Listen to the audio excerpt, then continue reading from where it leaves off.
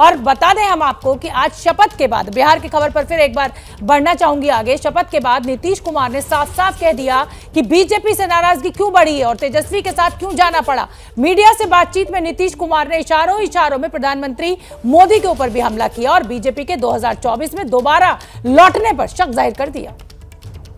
हमारे पार्टी के सब लोगों से पूछिए, जो अप्रोच था जिनके साथ थे, उनके साथ जो अप्रोच था, आप सोच न लीजिए भाई 3 में 2 अलगे न हो गए।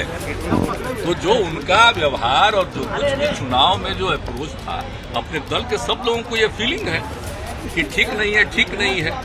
हम लोगों के लोगों ने उनको सपोर्ट किया और उनकी तरफ से जेडीयू को हराने ही की सब बात हो गई। सबसे पूछिए, हम तो तब तक कुछ नहीं, हम तो चाहते भी नहीं थे बनना, लेकिन हमको लोगों के मान लिया। अब लेकिन अब जो पार्टी के सब लोगों से बात होती रही, सबके मन में था नहीं, तब फिर हम लोग चले गए अपना पुरानी जगह पर। अब ठीक है। सर, वाजपेयी जी और मोदी जी में क्या अंतर है? क्या वाजपेयी जी और मोदी जी में क्या अंतर है? मोदी जी के बीजेपी में क्या अंतर? साहब आप बोल रहे हैं श्रद्धेय अटल बिहारी वाजपेयी जी, और उस समय जो हम सब लोग गए जौहर साहब के नेतृत्व में, और कितना प्रेम करते थे और कितना माने मानते थे, वो हम कभी भूल सकते हैं? उस समय की बात देखिए, उस समय की बात ही दूसरी है और बाद में जो कुछ भी हुआ है, मैं सबका आप समझ लीजिए, उस समय जो उन्होंने श्रद्धेय अटल जी का और उस समय के सब लोगों का जो प्रेम था, उस चीज को हम कभी भूल सकते कितना अच्छा था। लेकिन बाद में फिर सुन तो लीजिए, अब बाद में फिर गए और इसके बाद जो कुछ भी होता रहा तो हमारे दल के लोगों को कुछ नहीं।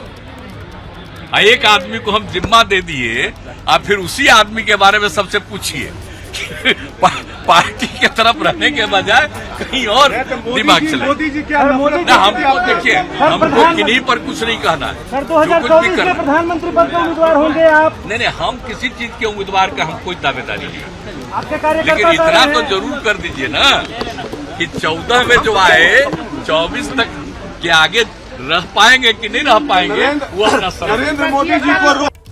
तो मुख्यमंत्री नीतीश कुमार को आपने सुन लिया। उधर बीजेपी सांसद राकेश सिन्हा ने भी नीतीश के 2024 वाले बयान पर जवाब दिया है। नीतीश कुमार ने विश्वासघात किया है, उन्होंने ऐसा कहा और यह भी कहा कि 2024 में नरेंद्र मोदी उसी ताकत से वापस लौटेंगे और बिहार नीतीश मुक्त बनेगा। राकेश जी, मुख्यमंत्री ने शपथ लेने के बाद कहा है 2024 में हम रहें या न रहें, 2019 वाले कतई नहीं रहेंगे।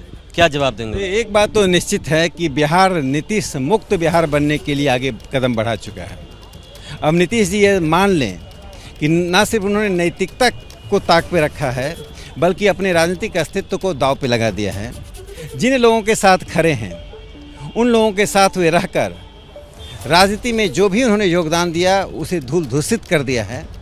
और नीतीश कुमार जी ये भूल जाएं कि 2024 में उनका कोई राजनीतिक प्रभाव होगा। प्रधानमंत्री नरेंद्र मोदी जी प्रचंड बहुमत से, 2/3 बहुमत से नई दिल्ली में सरकार बनाएंगे।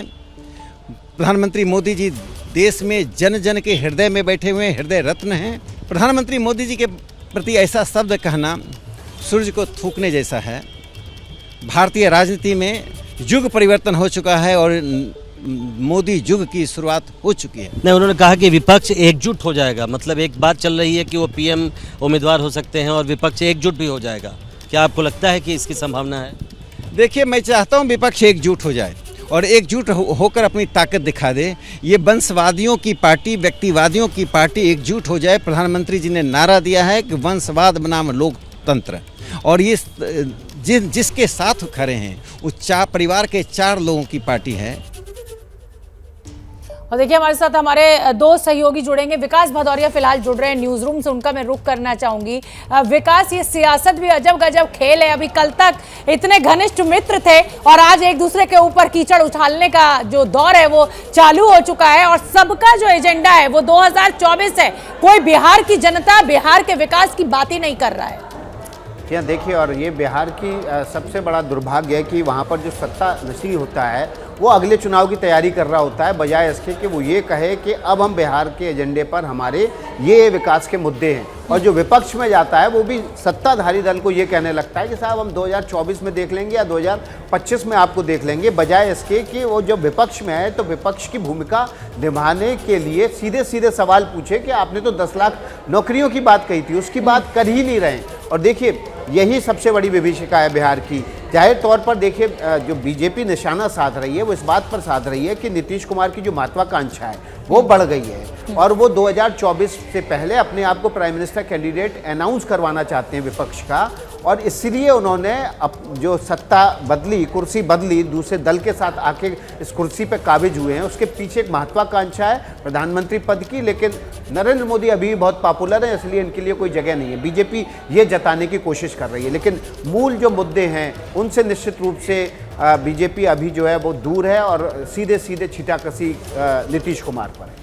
विकास, मैं आपसे ये भी जानना चाहूंगी कि देखिए विपक्ष का चेहरा हर कोई बनना चाह रहा है। उधर ममता बनर्जी भी दांव खेल रही है, Rahul Gandhi, Congress, the grand old party, वो कहते हैं कि साहब हमारे दावे के अलावा किसी और का दावा हो नहीं सकता। और अभी ये नीतीश कुमार भी खड़े हो गए। 2024 मुझे लगता है कि अभी ये बहुत जल्दी है इन सब चर्चा के लिए, और विपक्षी दल जो हैं वो बस आप समझ लीजिए कि अंधेरे में तीर चला रहे हैं एक तरीके से मोदी के खिलाफ बोलकर। इसको आप कैसे बताएंगे हमें? शोभना, मैं आपको एक बताऊं, भीतर की जानकारी बताते हैं कि देखिए आज हमारे सहयोगी प्रकाश कुमार ने प्रशांत किशोर का एक इंटरव्यू किया और प्रशांत किशोर ने जो बातें कही उसमें सीधे सीधे उन्होंने नीतीश कुमार को निशाने पर लिया, आरजेडी को निशाने पर लिया, 10 लाख नौकरियों की बात कही।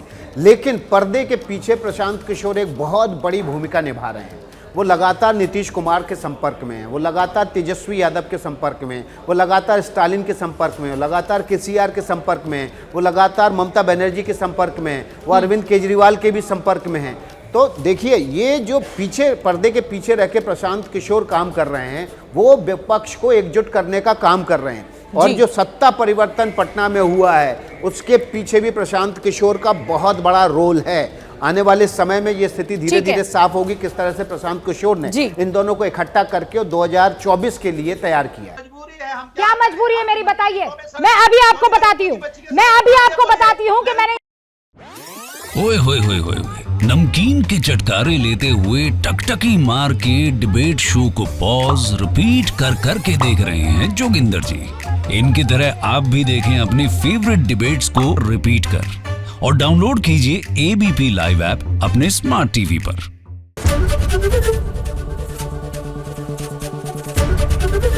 एबीपी न्यूज आपको रखे आगे।